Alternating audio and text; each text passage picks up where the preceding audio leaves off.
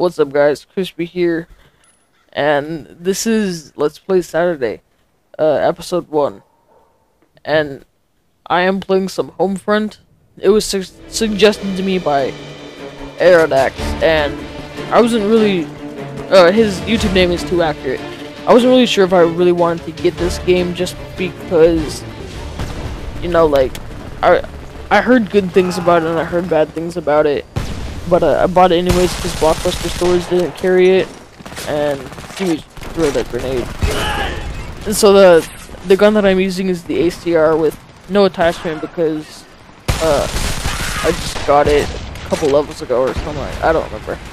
So first thing that I want to talk about this game is that it's very balanced and even. Like, nothing's really that overpowered.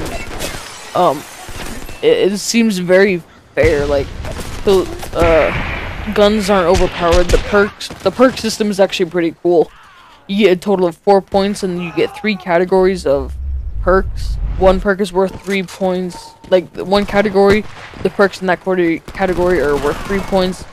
Another category, those perks are worth 2, and another worth 1. So you could customize your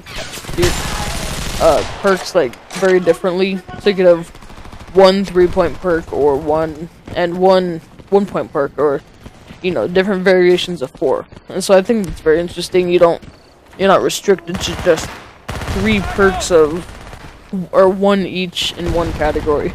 You could do 4 perks in one category, so I think that's pretty cool. I'm gonna talk about the kill streaks, and those, like, they're not really. I don't want to call them kill streaks because you get them from points. You get them from battle points, and battle points you achieve by getting kills. You might see when I get kills that it says, like, gained 130 battle points or whatnot. So those battle points accumulate, and you can use kill streaks when you, or not kill streaks. You get, I'll just call them kill streaks because that's kind of what they are. But you can accumulate those and just spin them on kill streaks that you define in your class before you go into the game. So, like, one of my favorite kill streaks, which is the Hellfire missile, that is 1,300 battle points. And so, which if you get 130 battle points to kill, that adds up to 10 kills. And it's my favorite. It's kind of like a Predator missile, except it's not like a first-person view, and I like it a lot. So you see me use it right here, and they're like the blinking and red boxes, white ones, and I think I might get 2 right here because I see them in their spawn. Let's see, yeah. So you see basically what it is. It's kind of like a Predator missile, just aim and shoot, and you have to wait till there's like few levels that, like, it lasts like a certain amount of seconds, like 20 or whatever, and you can't leave it until that's gone, even though you've shot your 2 missiles, which is kind of annoying because I kind of just want to get back into the action. And so I played a couple missions in the campaign, and yeah, campaigns, it's kind of intense. The basic story is, after the death of Kim Jong-il, which is North Korean's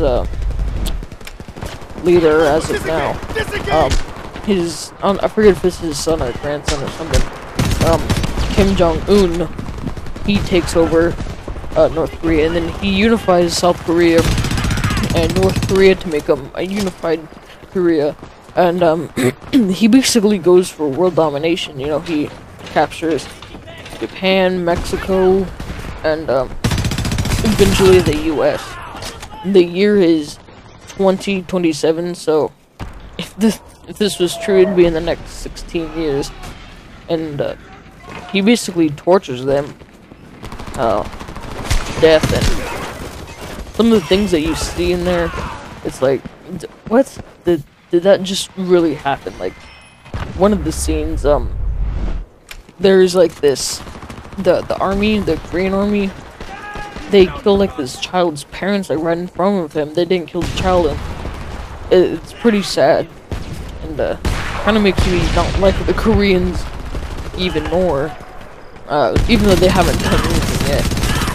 But yeah, and so the servers in Homefront, they're not really that good yet, because THQ, they didn't expect so many people to get this game.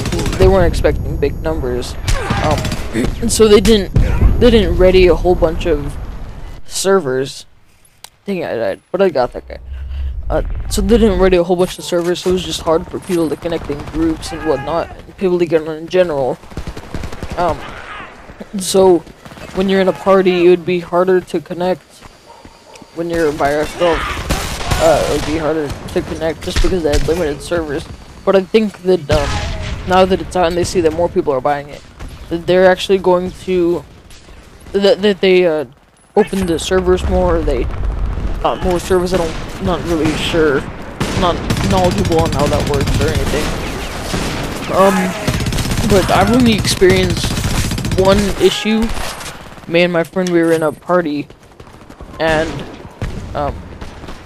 it was only one time where it said like servers down, or I can't remember. I wasn't the party host. So we've only had one issue, and you see flying by on the screen.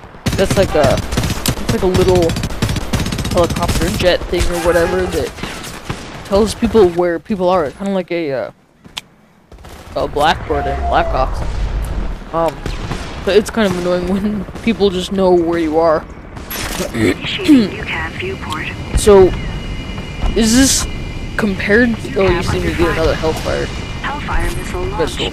So, compared to Call of Duty and Black Ops, or compared to Black Ops and Battlefield, my bad,